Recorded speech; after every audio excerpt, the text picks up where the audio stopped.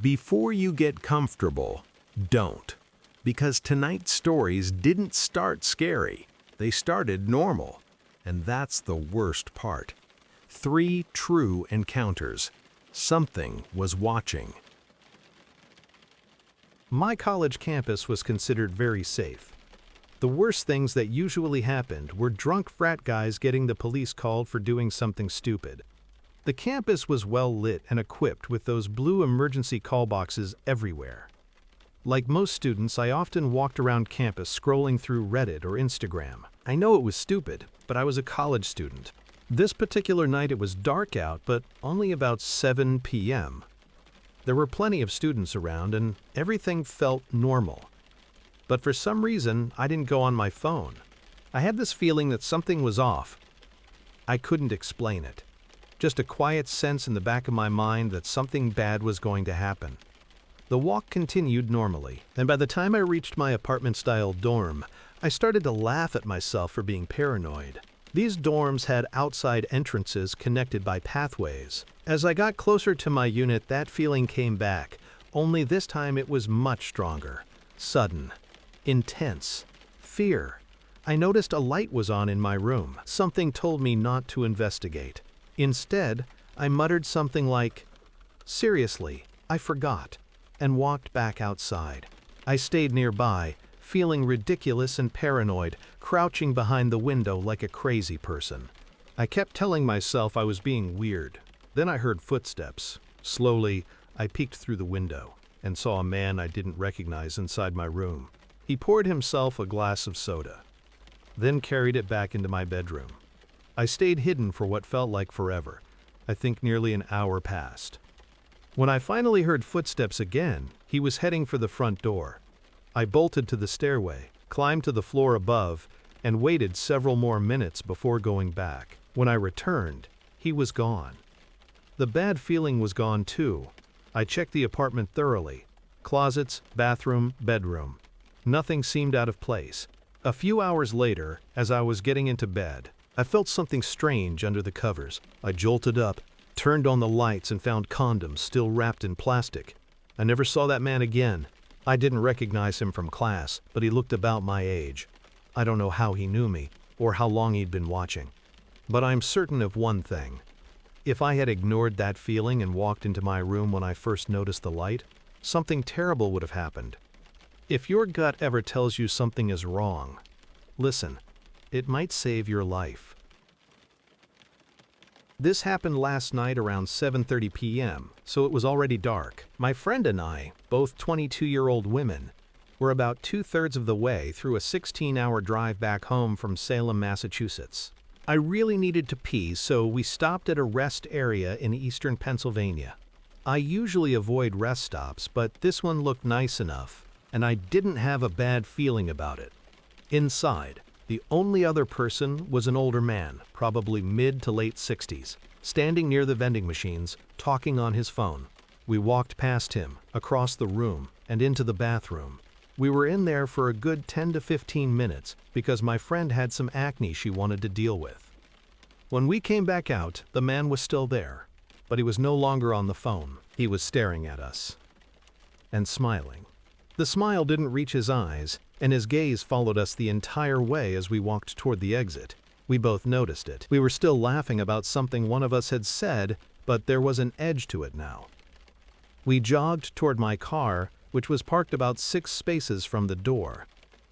That's when I remembered my boyfriend had asked me to check my oil since we still had a long drive ahead and my car had been acting up. I considered waiting until the next gas stop, but decided to just get it over with. As I was checking the oil, the man from inside exited the building, but he wasn't alone. A younger man whom we hadn't seen before came out with him. They split up. The younger man walked ahead on the sidewalk, while the older man moved diagonally toward the driver's side of my car. This immediately struck me as odd, because there were no other cars past mine. All the other vehicles were parked closer to the building. My friend and I looked at each other and bolted for the doors. Then I realized I was still holding the dipstick.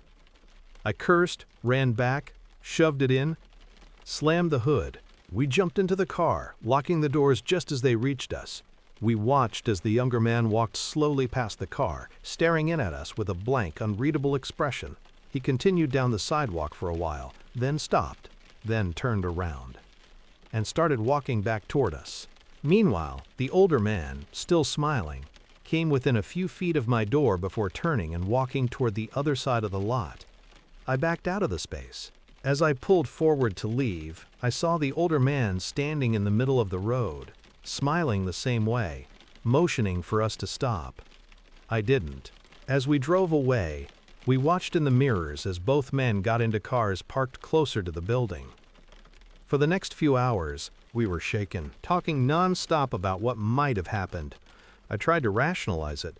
Maybe they wanted to ask if I needed help, but I was very clearly just checking my oil, and there's no good reason for the younger man to walk in the opposite direction from his car, go that far down the sidewalk, then turn around and come back toward us. I don't know what their intentions were. And honestly, I'm okay never knowing. 15 years ago, I made one of the worst decisions of my life. I started dealing drugs for a well-known biker gang. I wasn't a member, but I had a connection. A mutual friend named Josh knew a full-patch member named Mike. I'd dealt briefly years earlier, but I had gotten clean. I worked 3 jobs. I was saving for college. I was doing everything right. Then, tragedy hit. A close relative of mine was murdered by her new husband while they were traveling in his home country. To make it worse, they had canceled their life insurance. The cost of bringing her home and paying for the funeral fell on me and 2 other relatives. I'm not using this as an excuse, just context for where my head was when I asked Josh to set up a meeting with Mike. I was young. I was desperate. And I wanted fast money. Mike met me at my house and fronted me 2 pounds of weed. The plan was simple. I'd distribute only to my runners, keep my regular jobs, and earn passive income. I'd known Mike for about a year, which is why he trusted me with that much product up front. For the next year, everything worked. My team grew. I sold ounces to runners at a discount per pound. I was making hundreds a week, thousands a month. Mike was happy. I was happy. He only dealt with me, never my runners. Then everything went wrong. I hired a close friend as a runner. She was a single mother, desperate for money, and she sold faster than anyone else.